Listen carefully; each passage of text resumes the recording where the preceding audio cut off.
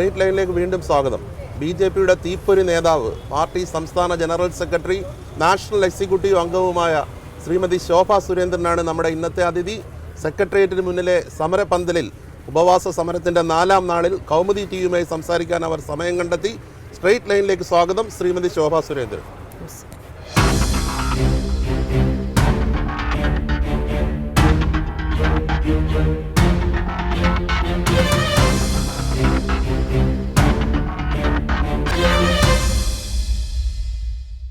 ഈ സമരം യുവതീ പ്രവേശനത്തിനെതിരാണോ അതോ ശബരിമലയിലെ നിയന്ത്രണങ്ങൾ നീക്കാൻ വേണ്ടിയുള്ളതാണോ? ഞങ്ങൾ ആചാരം ലംഘിക്കുന്നവരുടെ കൂടെയല്ല. യുവതീ പ്രവേശനം എന്നുള്ളത് ഈ ഗവൺമെൻറ്റും കഴിഞ്ഞ അച്യുതാനന്ദൻ ഗവൺമെൻറ്റും വളരെയധികം കഷ്ടപ്പെട്ട് കള്ള അഫിഡവിറ്റുകൾ കൊടുത്ത് ശബരിമലയ്ക്കകത്ത് ഒരു സ്ത്രീ പ്രവേശനത്തിന് അർഹതയില്ലാത്ത ഒരു ക്ഷേത്രമാണ് എന്ന് വരുത്തി തീർത്തുകൊണ്ട് അവിടെ സ്ത്രീ പുരുഷ വിവേചനം നിലനിൽക്കുന്നുവെന്ന് കോടതിയുടെ മുൻപാകെ ധരിപ്പിച്ച രേഖകളുടെ അടിസ്ഥാനത്തിലാണ് ഈ സുപ്രീം കോടതി വെർഡിക്റ്റ് ഉണ്ടായത്. സ്വാഭാവികമായും യുവതീ പ്രവേശം എന്നുള്ളത് ഭക്തവിശ്വാസികളെ സംബന്ധിച്ച് വളരെ വേദനാജനകമാണ്. കാരണം കോടതികളും ഭരണകൂടങ്ങളും ഉണ്ടാകുന്നതിന് മുൻപ് അയ്യപ്പനുണ്ടായിരുന്നു, അയ്യപ്പ വിശ്വാസമുണ്ടായിരുന്നു, ആ ക്ഷേത്രമുണ്ടായിരുന്നു, ഈ ആചാരമുണ്ടായിരുന്നു. സ്വാഭാവികമായും ഇതെല്ലാം ബോധ്യപ്പെടുത്തേണ്ട ബാധ്യത ഗവൺമെൻറ്റിനുണ്ടായിരുന്നു. എന്തുകൊണ്ടാണ് കേരളത്തിൽ മറ്റെല്ലാ ക്ഷേത്രങ്ങളിലേതും പോലെ ശബരിമല ക്ഷേത്രത്തിൽ ഒരു ആചാരമില്ലാതെ പോയത്? അല്ലെങ്കിൽ ആ ആചാരം തന്നെ എന്തുകൊണ്ട് ശബരിമല സന്നിധിയിൽ പകർത്തപ്പെട്ടില്ല? ഇത് ഇവിടുത്തെ വേദപണ്ഡിതന്മാരുമായും അതുപോലെ തന്നെ ആ മേഖലയിൽ പ്രവർത്തിക്കുന്ന സ്കോളേഴ്സുമായും ഒന്നും അന്വേഷിക്കാനോ മനസ്സിലാക്കാനോ അതിൻ്റെ സുതാര്യത അത് കോടതിയെ ബോധ്യപ്പെടുത്താനോ 41 ദിവസം വ്രതമെടുത്തുകൊണ്ട് ഇരുമുടിക്കെട്ടുമായി പാപപുണ്യങ്ങളുടെ റിസർച്ചിലൂടെ ഒരു ഭക്തൻ സ്വയമേവ ഈശ്വരനായിട്ട് മാറുന്ന ഒരു സാഹചര്യമാണ് അവിടെയുള്ളത്. അവിടെ മാലയിട്ട് കഴിഞ്ഞാൽ പിന്നെ പേരിനൊരു പ്രസക്തിയുമില്ല. എല്ലാവരും അയ്യപ്പന്മാരായിട്ട് മാറുകയാണ്. സ്ത്രീകളാണെങ്കിൽ അമ്മമാരാണെങ്കിൽ അവർ മാളികപ്പുറങ്ങളായിട്ട് മാറുകയാണ്. ഇത്തരത്തിൽ ശരിക്കും പറഞ്ഞാൽ ഒരു തരത്തിലും വിവേചനമില്ലാത്തൊരു ക്ഷേത്രമാണ്. ചില ക്ഷേത്രങ്ങളിലൊക്കെ നമ്മൾ കാണുന്നത് അവിടെ മറ്റു മതസ്ഥർ പോകുന്ന ഒരു സാഹചര്യമോ പതിവോ ഇല്ല. പക്ഷേ ഇവിടെ അതുപോലുമല്ല. ഇവിടെ ജാതിക്കും മതത്തിനും വർഗത്തിനും വർണ്ണത്തിനും എല്ലാം അതീതമായിട്ടുള്ള ഒരു വലിയ ദേവഭൂമി. ആ ദേവഭൂമിയിൽ ഇത്തരത്തിലുള്ള ഒരു ആചാരം നിലനിൽക്കുമ്പോൾ അതിനെക്കുറിച്ചൊന്ന് റിസർച്ച് ചെയ്യാൻ, അത് ഭക്തവിശ്വാസികൾക്ക് കൂടി വേണ്ടി സുപ്രീം കോടതിയുടെ മുൻപാകെ അറിയിക്കാൻ, ഇത് ഏതെങ്കിലും തരത്തിലുള്ള ഒരു സയൻസ് അല്ലെങ്കിൽ ഒരു റിസർച്ച് അല്ലല്ലോ. ഈശ്വരീയത എന്ന് പറയുന്നത് സ്വാഭാവികമായിട്ടും അത് ദൈവികതയാണല്ലോ. എന്തുകൊണ്ട് ഇങ്ങനെ ഒരു സങ്കല്പം അവിടെ ഉണ്ടായി? ആ സങ്കല്പത്തെക്കുറിച്ച് അറിയാത്തവർ, അതിനെക്കുറിച്ച് പഠിക്കാത്തവർ, അവരാണ് ഈ വിവാദങ്ങൾക്ക് മുഴുവൻ തിരികൊളുത്തിയിട്ടുള്ളത്. സ്വാഭാവികമായി ഞങ്ങൾ ഭക്തവിശ്വാസികളുടെ കൂടെയാണ് എന്നുള്ളത് കൊണ്ട് തന്നെ യുവതീ പ്രവേശം എന്നുള്ളത് ഞങ്ങൾ അംഗീകരിക്കുന്നില്ല. കാരണം യുവതീ പ്രവേശം എന്നുള്ള ആ ഒരു വിഷയത്തെ അംഗീകരിക്കാത്തത് കൊണ്ടാണ് സ്വാഭാവികമായിട്ടും ഞാൻ ഉൾപ്പെടെയുള്ള അമ്മമാർക്ക് ഈ പൊതുവേദിയിൽ, റോഡിൽ, അമ്പലങ്ങൾക്ക് മുൻപിൽ, നിലയ്ക്കലിൽ, പമ്പയിൽ ഒക്കെ നാമജപം നടത്തിക്കൊണ്ട് ഇതൊക്കെ പറയുമ്പോൾ ഈ ഒരു യുവതീ പ്രവേശനം എന്നുള്ള ആവശ്യവുമായി കോടതിയെ സമീപിച്ചതിൽ സംഘപരിവാറുമായി ബന്ധപ്പെട്ട വനിതാ അഭിഭാഷക സംഘടനയ്ക്ക് പ്രധാന റോളുണ്ട്. തെറ്റാണത്. കാരണം തീർച്ചയായിട്ടും ആരാണ് കോടതിയിൽ പോയത് എന്നതിനെക്കുറിച്ച് കൃത്യമായി നമ്മുടെ എല്ലാം മുന്നിലുണ്ട്. കഴിഞ്ഞ ദിവസം ഫോർവേഡ് ബ്ലോക്കിൻ്റെ ലീഡർ, അതുപോലെ തന്നെ കോടതിയെ സമീപിച്ച അഡ്വക്കേറ്റ്, അവർ തന്നെ ഡൽഹിയിൽ പത്രമാധ്യമ സുഹൃത്തുക്കളോട് പറഞ്ഞു, എൻ്റെ കുടുംബം മുഴുവൻ ഫോർവേഡ് ബ്ലോക്കിൻ്റെ നാഷണൽ ലീഡേഴ്സായിരുന്നു, അതിൽ ഉത്തരവാദിത്തപ്പെട്ട ചുമതല വഹിച്ച ആളാണ്, എനിക്ക് സത്യത്തിൽ അയ്യപ്പനെക്കുറിച്ച് അറിയില്ലായിരുന്നു എന്ന് പറയേണ്ട ഒരു സാഹചര്യമുണ്ടായി. അതുകൊണ്ട് ഇത് വളരെ വലിയൊരു കോൺസ്പിറൻസിയാണ്. ഈ കോൺസ്പിറൻസിക്കകത്ത് പലരും വന്ന് പെട്ടുപോയതാണ്. ആരും തന്നെ അയ്യപ്പനെക്കുറിച്ചോ അയ്യപ്പ ക്ഷേത്രത്തെക്കുറിച്ചോ പഠിച്ചവരല്ല സുപ്രീം കോടതിയുടെ മുന്നിൽ ഇങ്ങനെ യുവതീ പ്രവേശം വേണം എന്നാവശ്യപ്പെട്ടുകൊണ്ട് മുന്നോട്ട് പോയത്. ഈ വിധി വന്നപ്പോൾ ഇതിനെ BJPയും RSSും സ്വാഗതം ചെയ്തു. അങ്ങനെയല്ല. വിധി വന്ന സമയത്തുണ്ടായത്, സുപ്രീം കോടതിയിൽ നിന്ന് ഒരു വിധി വരുന്ന സമയത്ത് ആ വിധിയെക്കുറിച്ചുള്ള ചോദ്യങ്ങൾക്ക് ചിലരെല്ലാം മറുപടി പറഞ്ഞിട്ടുണ്ടാകാം. പക്ഷേ താത്വികമായിട്ട് നമ്മൾ ചിന്തിക്കേണ്ടത്, ഈ വിധി ചർച്ച ചെയ്യാൻ തുടങ്ങിയ നിമിഷമാണ് സ്വാഭാവികമായും അതിൻ്റെ കാര്യങ്ങൾ, അതായത് അതിൻ്റെ നിജസ്ഥിതിയെക്കുറിച്ച് ഒരുപക്ഷെ നോർത്ത് ഇന്ത്യയിലുള്ള ആളുകൾക്ക് അയ്യപ്പൻ്റെ ആചാരത്തെക്കുറിച്ച് ഒരുപക്ഷെ പെട്ടെന്ന് പൊടുന്നതിന് ഒരു ദിവസം അവർക്ക് സംവാദത്തിൽ ഏർപ്പെടാൻ സാധിച്ചു എന്ന് വരില്ല. ഇന്നലെ ഈ സമരപ്പന്തലിൽ രാജസ്ഥാനിൽ നിന്നുള്ള ആളുകൾ വന്നിരുന്നു, ഹരിയാനയിലെ MLA മാർ വന്നിരുന്നു. അപ്പോൾ ഇവരൊക്കെ വരുന്നത് ഈ അയ്യപ്പ ഡിവോട്ടീസിൻ്റെ ഒരു വിഷയം എന്നുള്ള രീതിയിലാണ്. എന്നാൽ അവർക്ക് പോലും ആദ്യമായിട്ട് ശബരിമലയിൽ വരാത്തവർക്ക് എന്താണ് ഈ ശബരിമല എന്നതിനെക്കുറിച്ച് ഒരുപക്ഷെ മാധ്യമ സുഹൃത്തുക്കൾ അവരോട് ഡയറക്റ്റ്ലി ചോദിച്ചാൽ അവർക്ക് പറയാൻ സാധിച്ചു എന്ന് വരില്ല.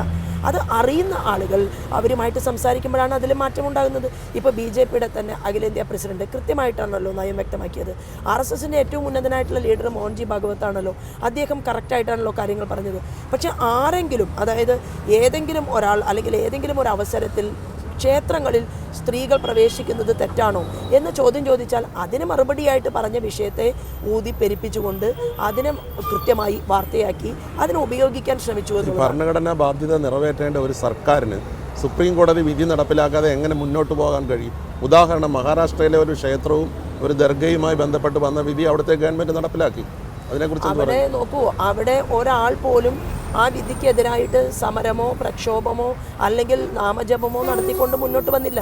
അപ്പോൾ ഇത് രണ്ടും രണ്ടാണ്. ഈ വിധി വന്നയുടൻ എന്താ സംഭവിച്ചത്? ഈ വിധി ആർക്ക് വേണ്ടിയായിരുന്നു? ഇത് സ്ത്രീകൾക്ക് വേണ്ടിയിട്ടുള്ള വിധിയാണ് എന്നാണല്ലോ പറഞ്ഞത്. അങ്ങനെ ആയിരുന്നുവെങ്കിൽ എന്തേ അമ്മമാർ റോഡിലിറങ്ങി, എന്തേ യുവതികൾ റോഡിലിറങ്ങി?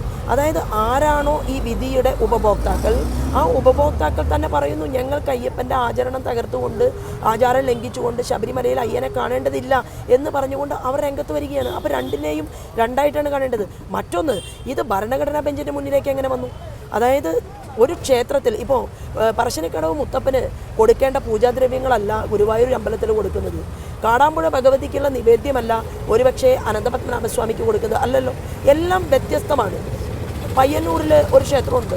ഈ പയ്യന്നൂരിലെ ക്ഷേത്രത്തിനകത്ത് സന്യാസി വര്യന്മാർക്ക് കയറാൻ പാടില്ല എന്നുള്ളതാണ്. അത് അവിടെ നിലനിൽക്കുന്ന ആചാരമാണ്. അപ്പോൾ അത് പരശുരാമനുമായി ബന്ധപ്പെട്ടിട്ടുള്ള ഒരു വസ്തുതയാണ്. അപ്പോൾ എവിടെയാണ് ആചാരങ്ങളും അതുപോലെ തന്നെ അവിടെ നിലനിൽക്കുന്ന സാഹചര്യങ്ങളും അതിനെക്കുറിച്ച് കൃത്യമായി ഇഴപിരിച്ചുകൊണ്ട് മനസ്സിലാക്കേണ്ട ഒരു ഗവൺമെൻറ് തന്ത്രപൂർവ്വം ഇതിനെ സ്ത്രീ പുരുഷ വിവേചനം എന്നുള്ള രീതിയിൽ ആക്കി മാറ്റിയത് കൊണ്ടാണ് ഇത് ഭരണഘടനാ ബെഞ്ചിലേക്ക് വന്നത്. ഈ ഗവൺമെൻറ് ചെയ്യേണ്ടിയിരുന്നത്, ഒന്ന്, ഈ ഗവൺമെൻറ് രണ്ട് തെറ്റുകൾ ചെയ്തു.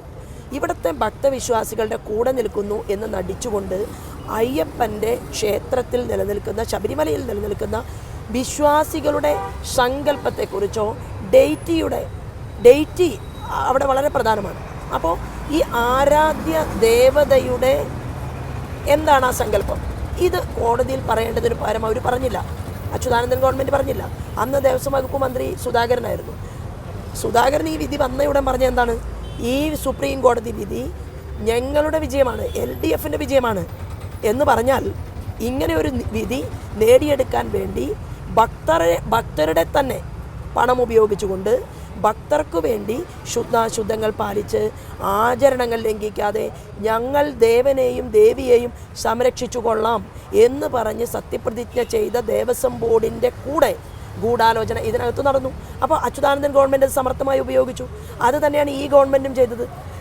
മറ്റൊരു ഗവൺമെൻറ്, UDFൻ്റെ ഗവൺമെൻറ്, ആ ഗവൺമെൻറ്റും വ്യത്യസ്തമായിട്ടൊരു അവർ ഭക്തവിശ്വാസികളോടൊപ്പം ചേർന്ന് നിന്നുകൊണ്ട് ചില അഫിഡവിറ്റുകൾ കൊടുക്കാൻ തയ്യാറായിട്ടുണ്ട് എന്നത് വസ്തുതയാണ്. ആ വസ്തുതയെ നമ്മൾ മറച്ചു വയ്ക്കുന്നില്ല. സുപ്രീം കോടതി ഒരു ഘട്ടത്തിൽ ചോദിച്ചു, ഒരു ഗവൺമെൻറ്റിനകത്ത് അല്ലെങ്കിൽ ഒരു സംസ്ഥാനത്തിനകത്ത് നിലനിൽക്കുന്ന ഒരു ക്ഷേത്രത്തിൻ്റെ വിഷയത്തിൽ എങ്ങനെയാണ് ഇങ്ങനെ പരസ്പര വിരുദ്ധമായിട്ടുള്ള അഫിഡവിറ്റുകൾ വരുന്നത് എന്ന് പോലും കോടതിക്ക് ചോദിക്കേണ്ടി വന്നു. അന്തിമ വിധി രാജ്യത്തെ പരമോന്നത നീതിപീഠത്തിൻ്റെയാണ്. അത് നടപ്പിലാക്കാതിരിക്കാൻ ഒരു ഗവൺമെന്റിന് എങ്ങനെ കഴിയും? യഥാർത്ഥത്തിലൂടെ രാഷ്ട്രീയ മുതലെടുപ്പിന് ശ്രമിക്കുന്ന BJP അല്ലേ? അല്ലല്ലോ. കാരണം ഇങ്ങനെ ഒരു സുപ്രീം കോടതി വിധി വന്നത് പൊടുന്നതിന് വന്ന വിധിയല്ല, വരുത്താൻ വേണ്ടി പരിശ്രമിച്ചു. അങ്ങനെ വിധി വന്നു. എന്നാൽ വിധി വന്നാൽ എന്താണ് ജനാധിപത്യം എന്ന് പറയുന്നത്? ഇപ്പോൾ സുപ്രീം കോടതിയിൽ 4 ജഡ്ജിമാരുണ്ടായിരുന്നല്ലോ. 4 ജഡ്ജിമാരിൽ 3 ജഡ്ജിമാർ ഈ വിധിയുടെ കൂടെ നിന്നു. ഒരാൾ പറഞ്ഞു ഡോണ്ട് ഇന്റർവ്യൂ, അതെ, ഒരു ജഡ്ജി പറഞ്ഞു, അതാ ഞാൻ പറഞ്ഞത്, ഈ വിധിയോടൊപ്പം 3 പേർ നിന്നു വെർഡിക്റ്റിനോടൊപ്പം. എന്നാൽ ഈ വെർഡിക്റ്റിന് വിരുദ്ധമായിക്കൊണ്ട് ഡോണ്ട് ഇന്റർവീൻ ദ ഹിന്ദുയിസം എന്നുള്ള പഴയ ജഡ്ജി വർമ്മയുടെ അതേ പോയിന്റുകൾ നിലനിർത്തിക്കൊണ്ട് തന്നെ ഇന്ദു മൽഹോത്ര എന്ന് പറയുന്ന ഒരു സ്ത്രീ തന്നെ ഇതിലെ ന്യായത്തെക്കുറിച്ചും അന്യായത്തെക്കുറിച്ചും സൂചന നൽകിക്കൊണ്ട് ഇത്തരത്തിൽ ക്ഷേത്ര സംബന്ധിയായിട്ടുള്ള വിഷയങ്ങളിൽ ഇങ്ങനെയാണോ ഇടപെടൽ നടത്തേണ്ടത് എന്ന് അവർ ചോദിച്ചു. അതിനർത്ഥം എന്താണ്? അപ്പോൾ അവിടെ ഏത് വിധിയാണ് നിലവിൽ പ്രാവർത്തികമായത്? 3 പേർ പറഞ്ഞ വിധിയല്ലേ. അപ്പോൾ അതിനും നമ്മൾ അതിനകത്തൊരു കാര്യം കൂടി കാണേണ്ടതുണ്ട്. സുപ്രീം കോടതിയിലെ 4 ജഡ്ജിമാർ ഇരിക്കുമ്പോൾ 3 പേർ പറഞ്ഞ കാര്യം അത് തത്വത്തിൽ പ്രാബല്യത്തിൽ വരുന്ന ഒരു സാഹചര്യമായി വെർഡിക്റ്റായി പുറത്തു വന്നുവെങ്കിൽ ഈ അനന്തപുരിക്കകത്തിരിക്കുന്ന കണ്ണ് കാണാത്ത ചെവി കേൾക്കാത്ത മനുഷ്യനോട് ഞങ്ങൾക്ക് പറയാനുള്ളത്, കേരളത്തിലെ ബഹുഭൂരിപക്ഷം വരുന്ന അമ്മമാരും സ്ത്രീകളും പറയുന്നു, ഞങ്ങൾക്ക് ഇതല്ല ആവശ്യം, ഞങ്ങൾക്ക് ഞങ്ങളുടെ അയ്യപ്പൻ്റെ ആചാരമാണ് വലുത് എന്ന് പറയുമ്പോൾ വിശ്വസിക്കുന്ന ജനാധിപത്യപരമായ അധികാരത്തിൽ വന്നിട്ടുള്ള കേരളത്തിൻ്റെ മുഖ്യമന്ത്രി എടുക്കേണ്ട ഒരു സമീപനം എന്തായിരുന്നു? ഈ വിധി എന്ന് പറഞ്ഞാൽ ഈ വിധിക്ക് എതിരായി റിട്ടുപോകാം, റിവ്യൂ പെറ്റീഷൻ കൊടുക്കാം. അതിന് ദേവസ്വം ബോർഡിൻ്റെ പ്രസിഡന്റ് തയ്യാറായിരുന്നു. ഒരു ഘട്ടത്തിൽ ദേവസ്വം ബോർഡ് പ്രസിഡന്റ് പറഞ്ഞു, ഈ വിധിക്കെതിരായിട്ട് റിവ്യൂ പെറ്റീഷൻ പോകാൻ ഞാൻ തയ്യാറാണ്. എൻ്റെ കുടുംബത്തിൽ നിന്ന് ഒരു യുവതി പോലും മല കയറില്ല. ആ ദേവസ്വം ബോർഡ് പ്രസിഡന്റിനെ വിളിച്ചു വരുത്തി ശാസിച്ച് ഭീഷണിപ്പെടുത്തി അതിൽ നിന്ന് പിന്മാറ്റം നടത്തിച്ചു. അപ്പോൾ ഭക്തവിശ്വാസികളുടെ കൂടെയാണ് ഞാനെന്ന് മുഖ്യമന്ത്രി പറയുന്നു. ബലത്തിൽ സുപ്രീം കോടതിക്ക് പോലും ഇവിടുത്തെ ഭക്തരുടെ വികാരം അത് മനസ്സിലാക്കാൻ സാധിച്ചിട്ടുണ്ടെങ്കിൽ കേരളത്തിൻ്റെ ഗവൺമെൻറ്റിന് മാത്രമാണ് ഇത് മനസ്സിലാക്കുന്നത്. ഇതിൻ്റെ ഇത്രയും ഒരു സമരത്തിൻ്റെ പോലും കാര്യമില്ല. കാരണം കേന്ദ്രം ഭരിക്കുന്ന വിശ്വാസികളുടെ താല്പര്യം സംരക്ഷിക്കുന്ന ഒരു പാർട്ടിയാണ് BJP ആണ്. ഒരു ഓർഡിനൻസ് കൊണ്ടുവന്നാൽ ഈ പ്രശ്നം തീരത്തില്ലായിരുന്നു. അല്ല, നോക്കൂ, ഏതെങ്കിലും ഒരു വിഷയത്തിൽ സംസ്ഥാന ഗവൺമെൻറ്റിന് ഉൾപ്പെടെ അവകാശമുള്ള ഒരു വിഷയത്തിൽ കേന്ദ്ര ഗവൺമെൻറ് ഇറങ്ങിപ്പുറപ്പെട്ട ഒരു ചരിത്രം നമ്മുടെ മുന്നിലില്ല.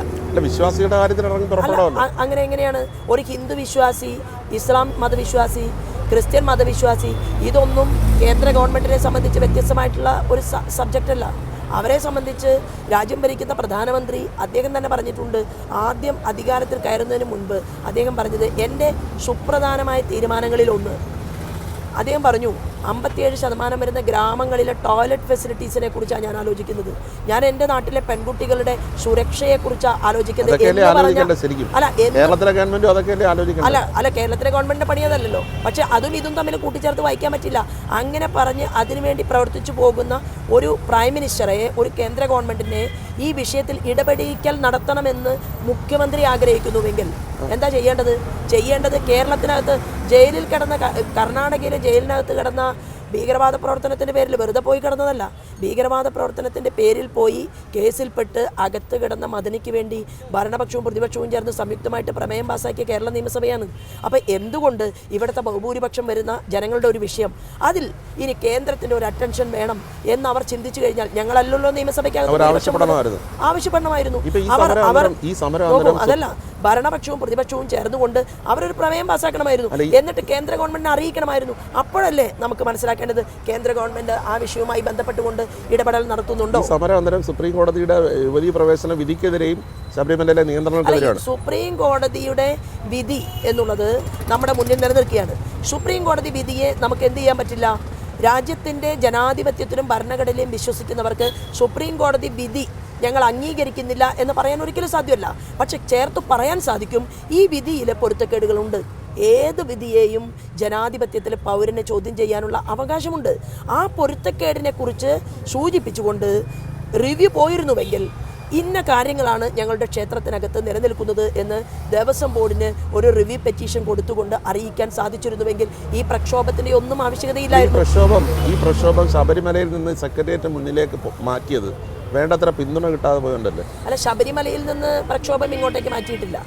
നിലയ്ക്കലിലും പമ്പയിലും അതുപോലെ തന്നെ എല്ലാ ദിവസവും അത് സമരമല്ല. അല്ല, അത് സമരമല്ല. ഇതുവരെ ഞങ്ങൾ നടത്തിയിട്ട് ഒരു മുദ്രാവാക്യം പോലും ഞങ്ങൾ വിളിച്ചിട്ടില്ലല്ലോ.